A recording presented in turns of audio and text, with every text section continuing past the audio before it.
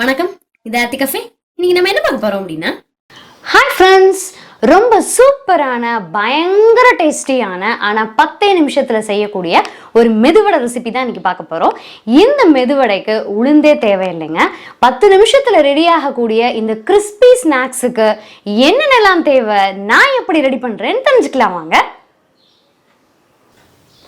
இந்த சூப்பரான கிறிஸ்பியான மெதுவடைக்கு என்னென்ன இன்க்ரீடியன்ஸ் எல்லாம் தேவை அப்படின்னு பார்த்தீங்கன்னா, ஒரு 5 slice normal milk bread, 1/2 cup அரிசி மாவு, 1/4 கப்பு வெள்ளை ரவை, 3/4 கப்பு தயிர், ஒரு 1/2 டீஸ்பூன் பெருங்காயம், காரத்துக்கு ஏற்ற மாதிரி பச்சை மிளகா, தேவையான அளவுக்கு உப்பு, ஒரு 2 கொத்து கருவேப்பிலையும் ஒரு கைப்பிடி அளவுக்கு கொத்தமல்லி தழையும் குட்டி குட்டியாக நறுக்கி வச்சுருக்கேன்.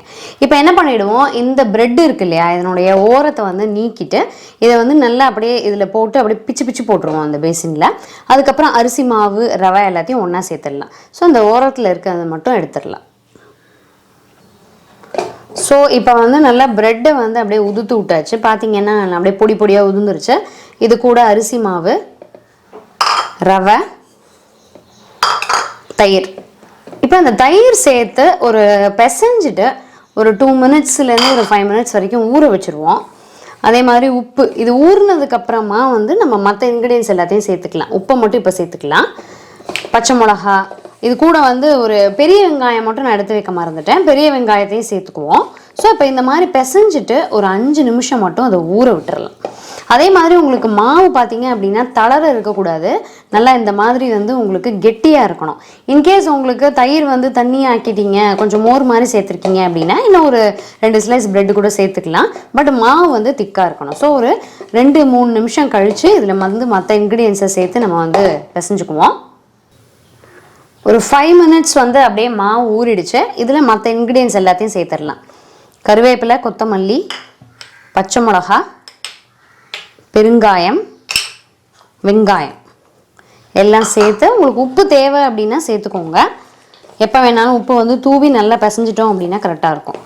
ஸோ இந்த ஸ்டேஜ் இந்த மாதிரி நல்லா மாவை பிசைஞ்சிட்டு உங்களுக்கு கொஞ்சம் வந்து லைட்டாக பிசைய கொஞ்சம் ஈரப்பதம் வேணும் அப்படின்னா இல்லை ஒரு அரை ஸ்பூனாக நீங்கள் வந்து தண்ணி சேர்த்துக்கலாம். ஸோ நல்லா அந்த மாதிரி பிசைஞ்சிட்டு ஒரு சின்ன அப்படியே உருண்டையாக நமக்கு மெதுவோட தட்டுவோம் இல்லையா, அந்த மாதிரி செய்கிறதுக்கு நல்ல இவ்வளோ பெரிய ஒரு உருண்டை எடுத்து அது நடுவில் வந்து நல்லா இப்படி உள்ளங்கையில் வச்சு தட்டி நடுவில் வந்து ஒரு ஓட்டை. இதே மாதிரியே இந்த மாதிரி நம்ம பண்ணிவிட்டு இதை அழகாக நம்ம இப்போ எண்ணெயில் பொரிச்சு எடுக்க போகிறோம். எண்ணெயை வந்து காய வச்சிடலாம். இந்த மாதிரி இந்த மாவு எல்லாத்தையுமே இந்த மாதிரி ஆக்கிக்கலாம்.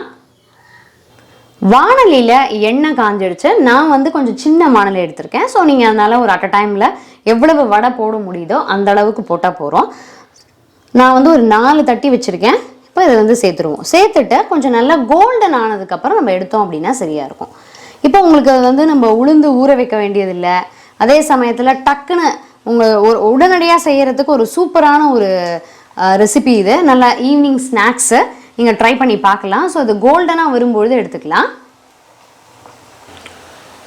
ஸோ இப்போ நம்மளுடைய வடைகள் பார்த்தீங்க அப்படின்னா நல்லா ப்ரௌனாக தேவையான அளவுக்கு கோல்டன் ப்ரௌன் ஆகிடுச்சு. இந்த ஸ்டேஜில் நம்ம இதை வந்து எடுத்துருவோம். எடுத்து அப்படியே வடிகுடையில் போட்டுடலாம். செம்ம டேஸ்டியானதுங்க. 10 நிமிஷத்தில் நம்ம ரெடி பண்ணிடுவோம். ரெடி பண்ணுறதுக்கு ஒரு 5 மினிட்ஸு, பொரிச்சு எடுக்கிறதுக்கு ஒரு 5 மினிட்ஸ், அவ்வளோதான். அவ்வளோ ஈஸியான இந்த கிறிஸ்பி மெதுவடையை வந்து நீங்களும் ஈவினிங் ஸ்நாக்ஸுக்கு ட்ரை பண்ணி பாருங்கள். குழந்தைங்க ரொம்பவே விரும்பி சாப்பிடுவாங்க. ட்ரை பண்ணி பார்த்துட்டு எப்படி இருந்தது அப்படின்னு சொல்லுங்கள். இன்னும் ஒரு அருமையான சூப்பரான ரெசிபியில் சந்திக்கலாம். தேங்க்யூ.